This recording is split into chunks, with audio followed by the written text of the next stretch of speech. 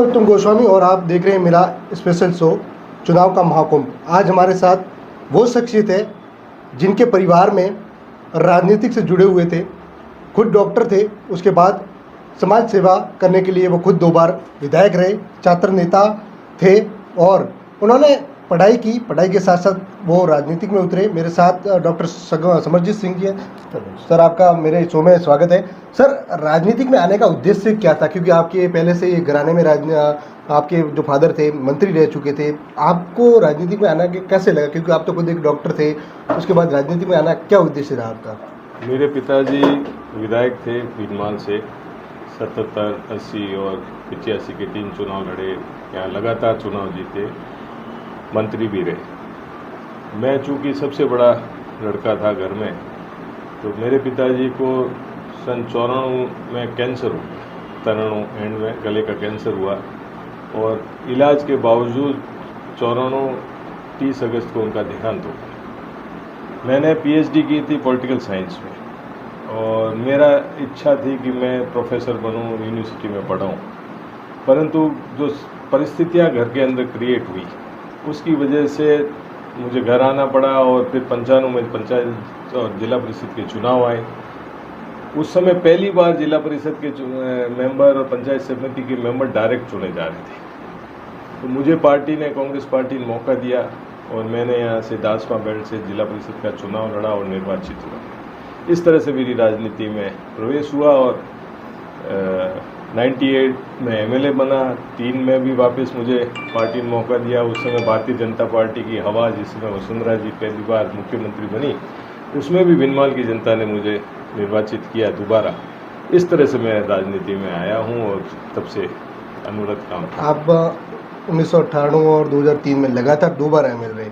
आपके जो फादर थे उन्होंने भी काफ़ी भीनमाल को एक ऐसे अलग पहचान दी थी, क्योंकि भीनमाल ऐसे तो मिनी बॉम्बे के रूप में जाना जाता था, पर जो विकास के जो कार्य करवाए उसके बाद भीनमाल एक विकास की प्रगति पर चला। उसके बाद आप भी आए, आपने भी काफ़ी विकास कार्य करवाए, पर पिछले 3 बार से लगातार बीजेपी है। आपने देखा होगा काफ़ी यहाँ पे जो सड़कें हैं वो टूटी हुई है, पानी की समस्या है।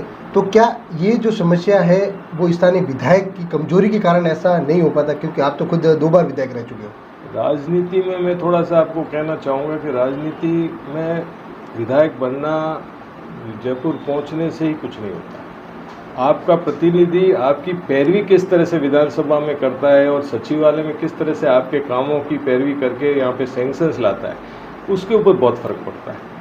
तो आप एक चीज़ देखिए कि 2013 में हमने नर्मदा का पानी माननीय गहलोत साहब के हाथों से स्वीकृत कराया।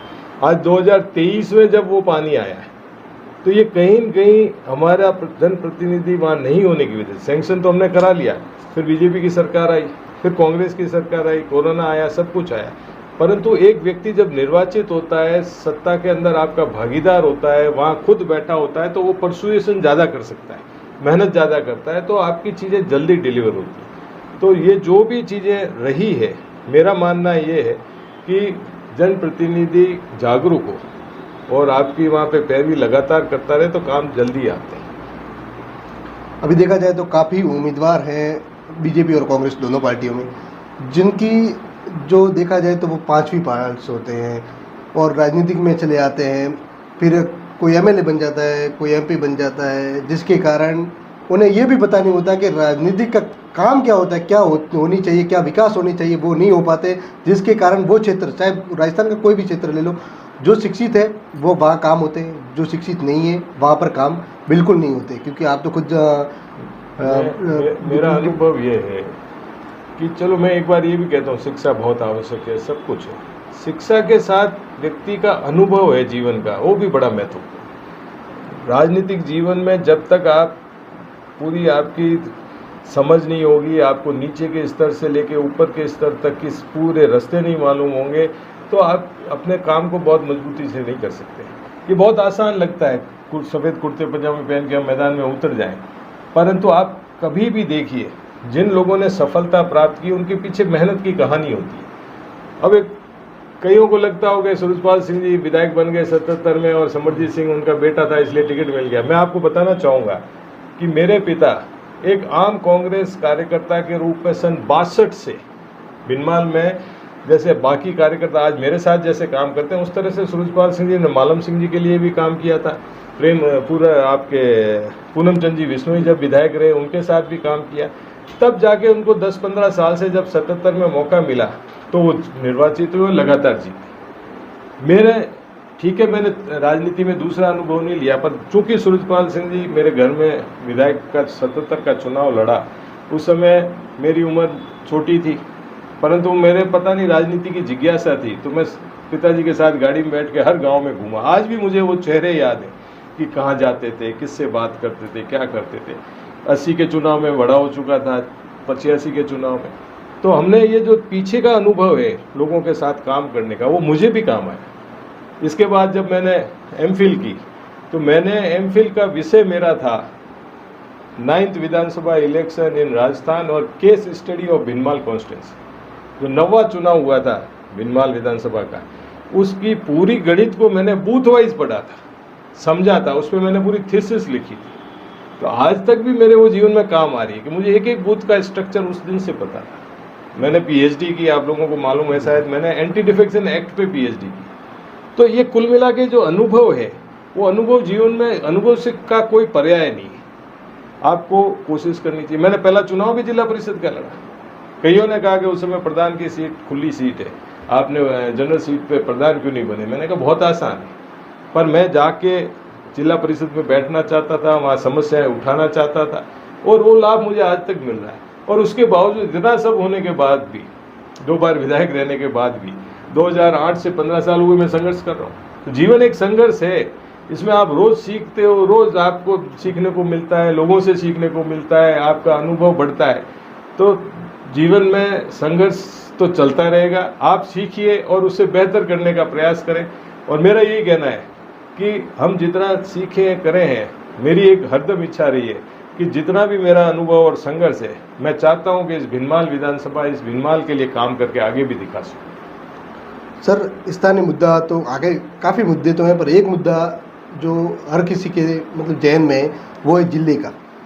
जो जिला भिनमाल बनना चाहिए था, हालांकि जो छाछोर वो भी काफ़ी दूरी पर है, जालोर और छाछोर काफ़ी दूरी है, इसको लेकर उन्होंने छाछोर में बना दिया अशोक गहलोत ने। पर भिनमाल भी प्रमुख दावेदार, क्योंकि आप खुद राजनीतिक से ताल्लुक रखते हैं, 2 बार विधायक भी बने हुए हैं, आपने भी कई बार मांग उठाई है। तो सर, क्या कांग्रेस फिर से सत्ता में आई या फिर आप विधायक बनोगे तो भिनमाल जिला बनेगा? आपने अभी कुछ समय पहले, अभी 4-5 दिन पहले मुख्यमंत्री जी का स्टेटमेंट सुना होगा। मुख्यमंत्री जी ने कहा है कि जो जिले बनाने की प्रक्रिया एक बार तो हुई है, पर अभी भी ये बंद नहीं हुई है। हम इसमें जो सुझाव आ रहे हैं, जो समस्याएं आ रही है, अगर हमारी सरकार वापस आती है तो हम उसमें नए जिले बनाने पे भी विचार करेंगे। ये अपने आप में बड़ा संकेत है। और पीछे क्या हुआ उसका एक कारण, बहुत बड़ा कारण आप मेरे मुंह से बार बार क्या करूं कि जब आपका यहाँ से चुना हुआ जनप्रतिनिधि मांग उठाते, और दूसरे जो सांचौर से चुने हुए जनप्रतिनिधि थे वो अभी सरकार में थे, तो जो सरकार में होगा उसका पलड़ा भारी रहता है। इस वजह से हमें ये नुकसान हुआ है। पर मुख्यमंत्री जी की ये बात कहना अभी 4-5 दिन पहले कि हमने इस प्रक्रिया को अभी चालू रखा है, तो एक बहुत बड़ी उम्मीद है। और भिनमाल तो वैसे भी जालोर जिले में 2 उपखंड थे, जालोर और भिनमाल। भिनमाल उपखंड इतना बड़ा था कि यहाँ से चितलवाड़ा और सब जगह तो बहुत बड़ा हक बनता है भिनमाल के लिए। तो इसमें किसी को कहने की जरूरत नहीं है कि अगर जब भी मौका आएगा हम भिनमाल को जिला बनाने के लिए सर्वोच्च प्राथमिकता देंगे। चाहे सरकार सर कोई भी हो, भिनमाल और जालोर जिले के जो निवासी हैं उनको हमेशा अपनी मांगों को लेकर सड़कों पर बैठना पड़ा है। चाहे नर्मदा जो संघर्ष समिति के जो लोग थे वो भी पानी के लिए बैठे थे, अब भिनमाल संघर्ष समिति के लोग हैं वो भी बैठे हैं। बागोड़ा में आपने देखा होगा धरना चल रहा है 45 दिन से, रानीवाड़ा में भी चल रहा है। तो क्या सरकार उनकी मांगे क्यों नहीं मान रही? क्या कारण होते हैं कि उनकी मांगे नहीं मानती? जनता की सरकारी मांगे नहीं मान रही है? प्रजातंत्र में प्रदर्शन, संघर्ष ही एक प्रजातांत्रिक रूप है। और मैं एक चीज़ कह सकता हूँ इसमें कि कोई भी संघर्ष कभी भी खराब नहीं होता है, फैल नहीं जाता है। तो ये जितने भी लोगों की मांगे हैं, संघर्ष है, वो सरकार की नज़रों में भी आती है, सक्षम लोगों के भी नज़रों में आती है। और इससे एक फ़ायदा तो सबसे बड़ा है कि आपका दावा मजबूत होता जाता है। तो आने वाले समय में ये जो संघर्ष है ये लोगों का व्यर्थ नहीं जाएगा और इसका फ़ायदा निस्संदेह जिले के लोगों को मिलेगा। जिले की बात चल रही है तो जिले में जिस तरह से विधानसभा का सत्र शुरू हुआ था उसमें खुद पूराराम चौधरी जैसे धाड़वी की तरफ बन के गए थे, काला कफन पहन के गए थे, तो क्या ऐसी मांगे पहले हो जाती तो ऐसा करना नहीं पड़ता शायद? अब मैं किसी के बारे में कोई टिप्पणी नहीं करूंगा। उन्होंने अपनी तरफ से अपना संघर्ष किया, जो रास्ता उन्हें ठीक लगा उस समय किया, परंतु इसकी नींव बहुत पहले पड़ चुकी थी। मैंने फिर दोहराना नहीं चाहूँगा बार बार, पर जब आपके ज़िले में 5 में से 1 सीट ही सांचौर आई थी और वो भी वहाँ पे मंत्री बन गए सरकार में, तो निसंदेह उनका हाथ ऊपर हो गया। और जब जो आदमी सक्षम होगा, सरकार में बैठा होगा, तो वो अपने एरिया के लिए प्रयास पहले करेगा।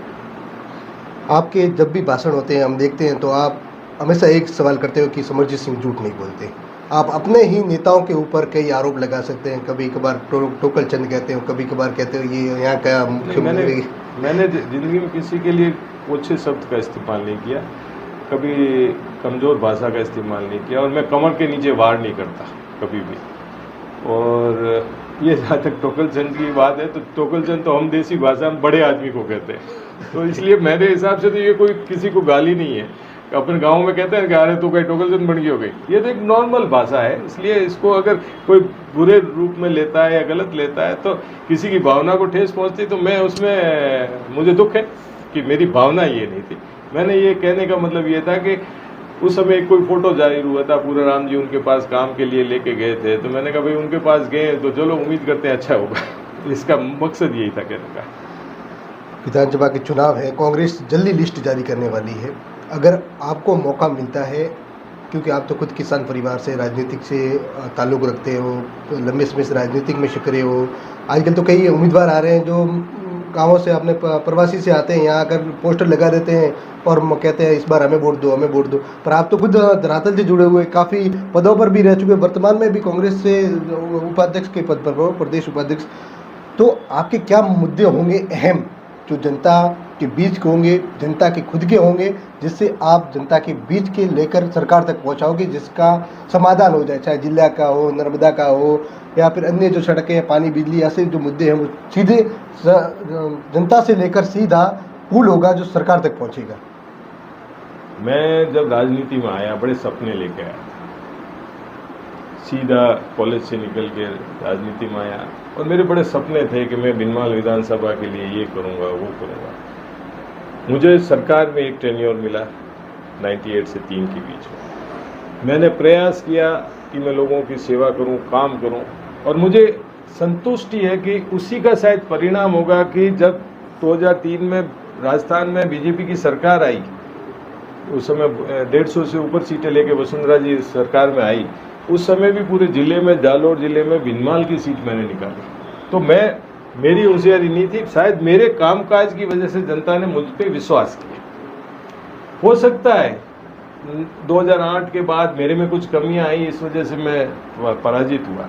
मैं तो आपको इतना ही कहना चाहता हूं कि मैंने 2008 से लेके, मैंने एमएलए रह के भी देखा, 2008 से अभी 15 साल से मैं संघर्ष भी कर रहा हूं। मैंने कई बार थक भी जाता हूं, हिम्मत भी हारता हूं, पर फिर उठ के खड़ा होता हूं कि चलो हमें सीखने को मिल रहा है। और मैं ये आज कहता हूं कि जीत आपको सिखाती है, जीत आपको घमंड देती है, और हार से अगर आप सीखना चाहते हो तो बहुत कुछ सीख सकते हो। मैंने पिछले 15 वर्ष में जो सीखा है, जो संघर्ष किया है, जो मेरे में परिवर्तन लाने का प्रयास किया है, मुझे उम्मीद है कि वो सारे अनुभव को अगर जनता मुझे मौका देती है तो मैं मेरे उसी अनुभव के सहारे इस बिनमाल की जनता के जो काम बड़े बड़े रह गए हैं, उन कामों को पूरा करने का जी तोड़ प्रयास करूंगा, और वो अनुभव मेरे लिए काम आएगा, क्योंकि क्या रगड़ाई अच्छी खासी मेरी भी हो चुकी है। सर, चुनाव तो नज़दीक है, पर यहाँ की बात करें तो अभी तक नगर अध्यक्ष कोई चुना नहीं गया है। क्या कारण है कि नगर अध्यक्ष का पद अभी तक खाली है? क्योंकि नगर तो काफ़ी अहम होता है चुनावों में। पार्टी ने सारे पदों पे लगभग मनोनयन कर दिया है, और जिस पद पे जब तक नया मनोनयन नहीं होता है तब तक हमारे कपूरचंद जी जीनगर नगर अध्यक्ष है ही हैं, तो वो काम कर रहे हैं, और पार्टी जल्द ही जो खाली पड़े पदों पे भी मनोनयन करेगी। लास्ट सवाल है मेरा, सर, क्या कांग्रेस में गुटबाजी है? क्योंकि सचिन पायलट और अशोक गहलोत के बीच में काफ़ी खटास देखने को मिल रही है, तो क्या ये चुनावों में खटास दूर हो सकती है? नहीं, हमारी पार्टी में आपने लोग गुटबाजी का तो प्रचार करते हैं, पर आपने ये नहीं देखा होगा कि अभी तो प्रचार बीजेपी में गुटबाजी का ज़्यादा हो रहा है। कांग्रेस के अंदर तो सभी एक साथ बैठे हैं, मीटिंगें भी कर रहे हैं, और अभी इस तरह से बड़े स्तर पे मुझे नहीं लगता। हर परिवार में छोटा बहुत मतभेद हो सकता है, मनभेद नहीं हो सकता। मत का भेद तो होता है, एक परिवार होता है, उसमें भी माता पिता भाई बहन सब में भेद होता है।